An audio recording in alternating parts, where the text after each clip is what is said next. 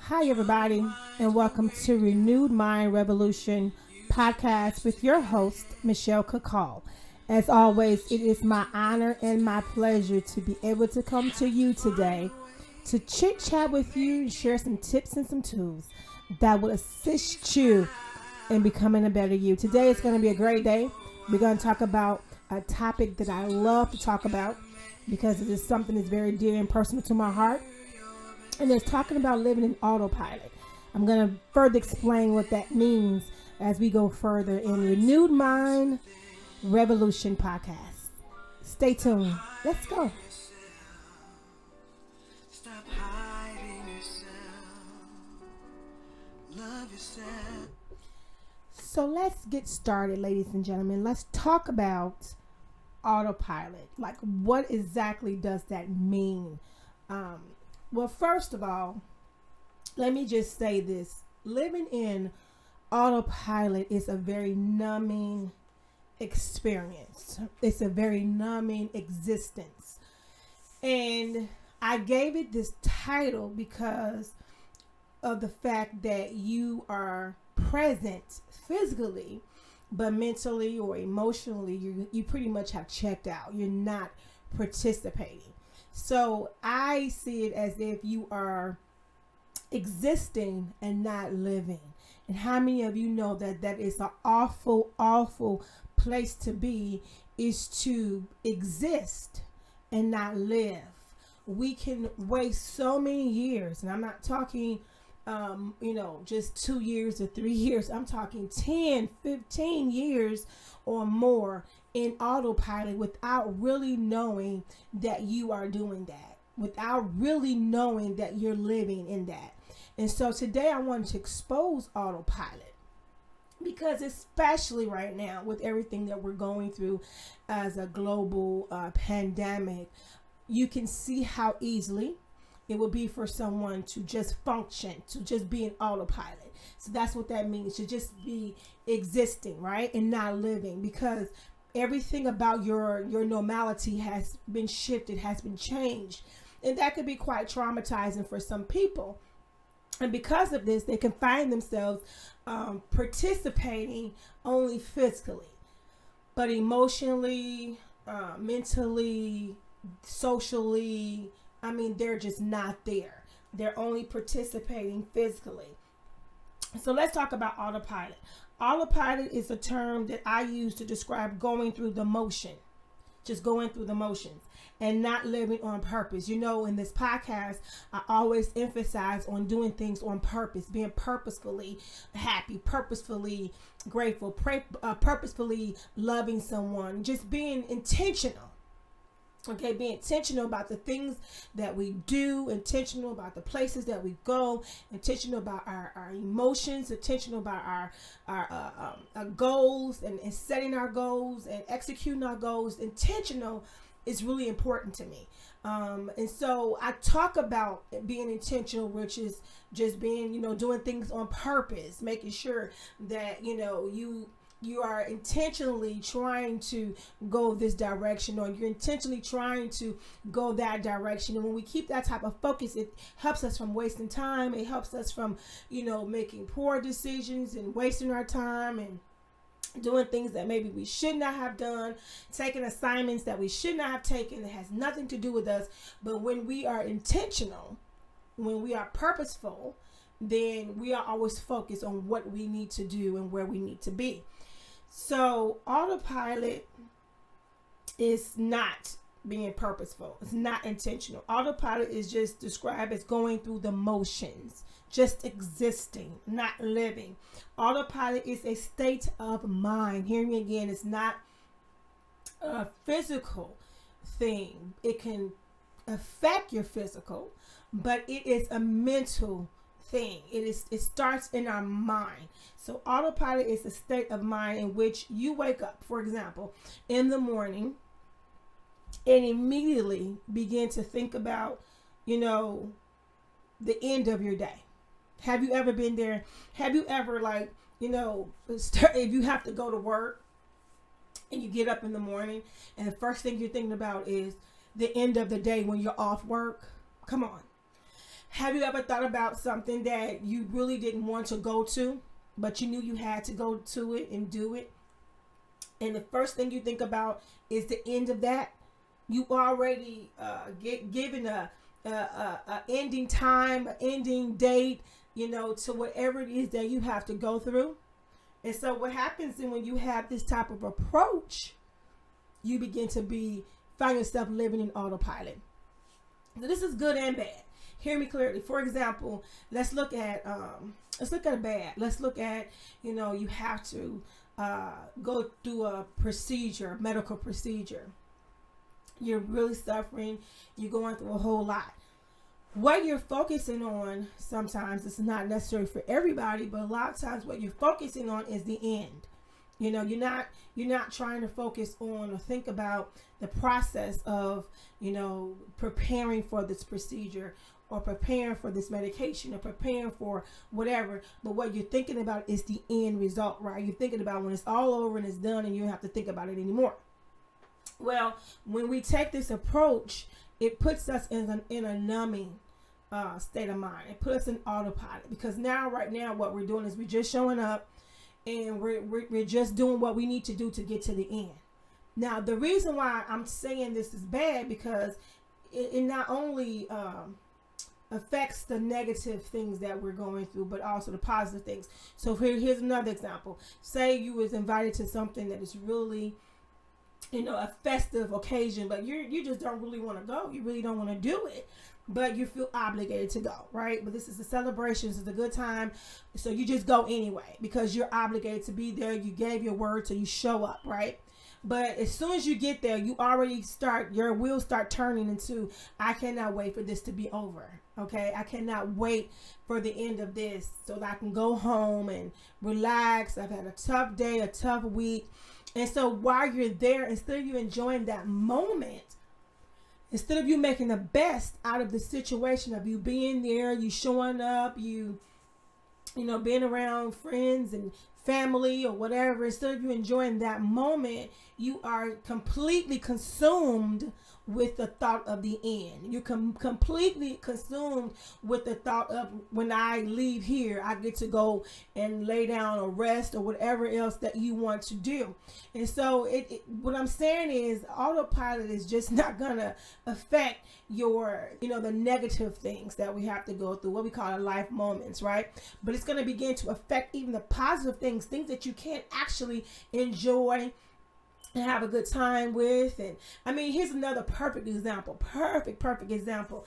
Say that you are hosting an event, right? Because this is something that I have done many times before. And I put so much work into hosting this event. Instead of me enjoying my event, I'm just concerned about every little facet of it, that I am really just, thinking about when this is over. Like, I'm waiting for the end of this event that I put so much time in, so much work into.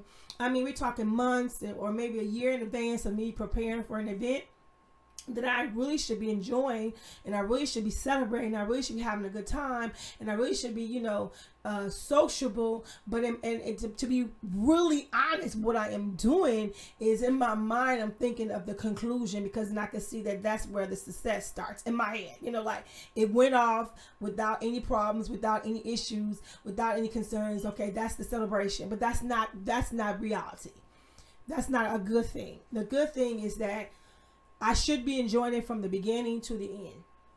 Especially when you didn't put work into something, and you put in your sweat, you put in your money, you put in everything that you possibly could to see something be successful. And the only people that are enjoying it is those people that you've invited. The only people that are enjoying it is people that I've invited. And I have, just put the whole weight of the event on my shoulders, to the point that I'm just walking around just being an autopilot. Oh, I'm there physically. I'm shaking hands. I'm hugging. I'm doing everything that I, would have done, But the fact is that emotionally, mentally, I have checked out. I'm in autopilot. Okay. And that's what we do. That's what we do. People who are, have to give a speech or something like that, and that's not something that they're really comfortable with, a lot of times they're in autopilot. They kind of check out and they just go through the motions of it, and they when it's over with, you ask them, well, how did you feel? I don't even know. I barely remember it. A special day, how about a wedding or something? I barely remember it. Why? Because you were in autopilot. You kind of checked out because there was so much going on prior to that instead of you enjoying it, like just taking the time to step back and enjoy that moment, or even if it is something that's hard and difficult, to get out of it what you need to get out of it and go through it, you've already prepared for the end. I mean, we've seen it with weddings where people put a whole lot into their weddings. They're so excited. They invited everybody there. And on the day of, they are in total chaos. They are a mess, right? Because now they're feeling everything on their shoulders. They're feeling all of the pressure all on their bodies, all in their mind. And they kind of, now they're just functioning. Now they're just trying to get through this day that you spent like 2 years preparing for. You're just trying to get through this day. So now you find yourself on a very special day just being an autopilot. So being an autopilot is extremely, extremely dangerous. Okay? You participate in activities physically, but mentally you are far away. And sometimes people just use the excuse of, I just have a lot on my mind. And because sometimes you can see it, on a person, and you say, what's going on with you? Are you okay today? And they'll just say, oh, I just have a lot on my mind. But a lot of times they just pretty much are in autopilot. Hey, I showed up. I am here as I promised I will be. But that's all you're going to get from me. Okay. And that is numbing. That is such a awful way to live, because you're not living, you're just existing.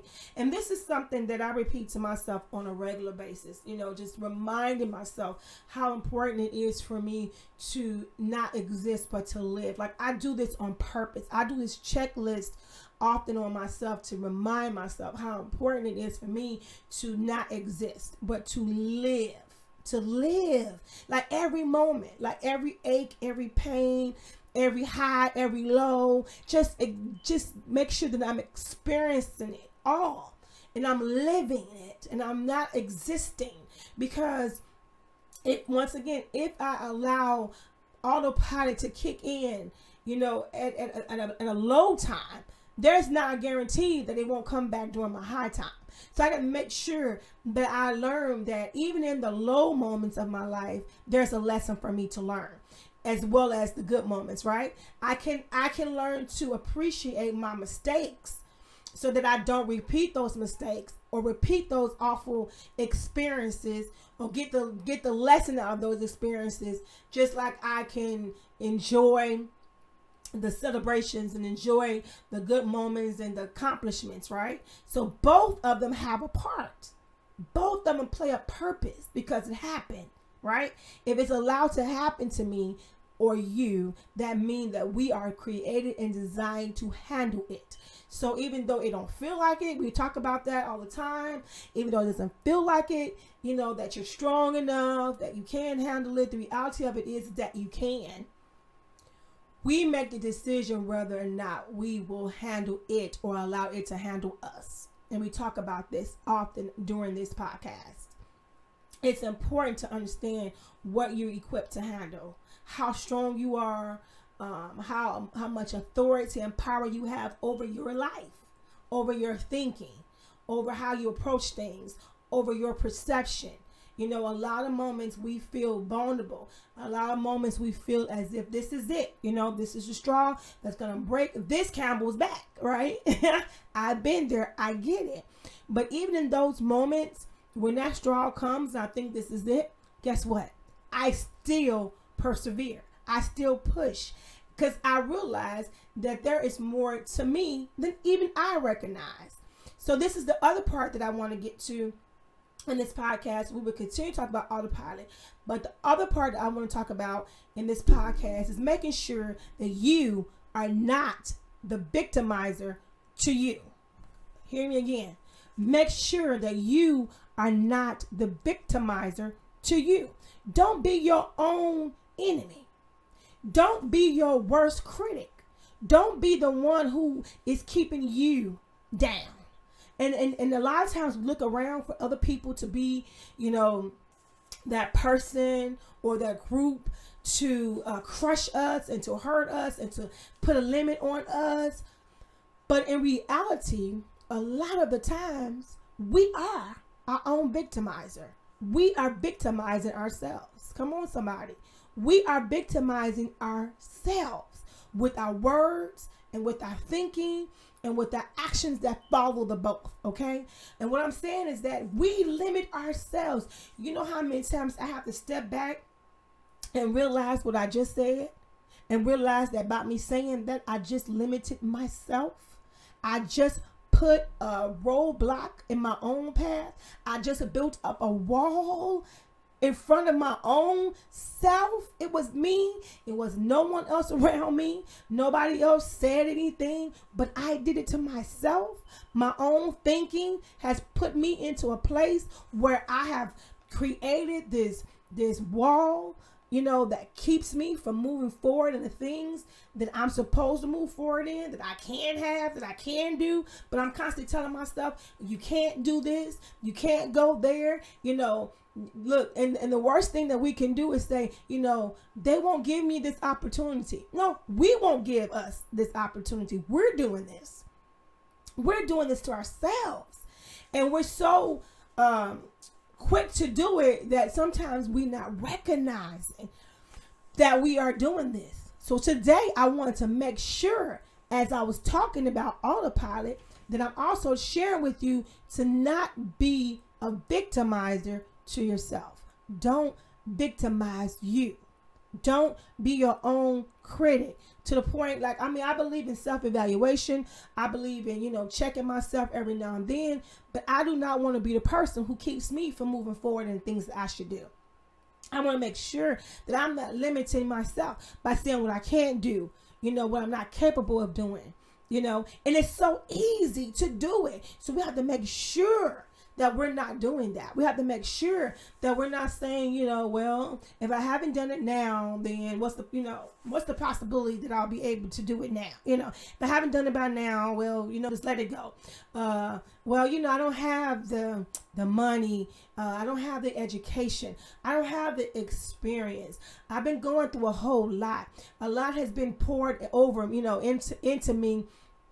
Put on my shoulders. I have a lot of responsibilities. There's just no time. We do this to ourselves. We do this to ourselves. And I want to make sure that you're not doing that to yourself. I want to bring that to your awareness today. I want to make you aware of this today so that you are not doing this, that you're not being your own critic, that you're not the one who is pulling you back. Come on, it's possible. We always talking about, crabs in a barrel and pulling, each other down. But sometimes we are the only ones who is keeping ourselves down.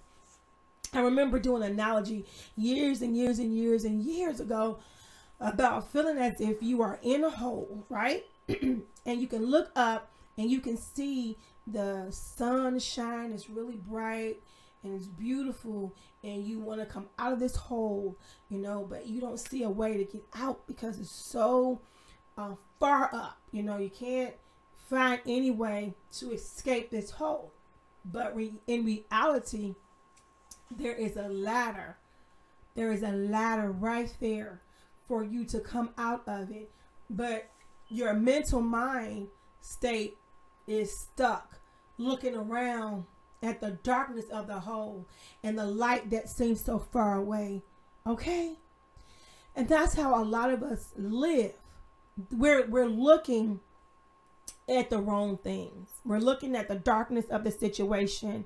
We're looking at the struggle of the situation, the complexity of the situation, the issues with the situation, the problems with the situation, the struggle with the situation. And then we can see, others that seem to be just fine and happy. That's the light. That's the light.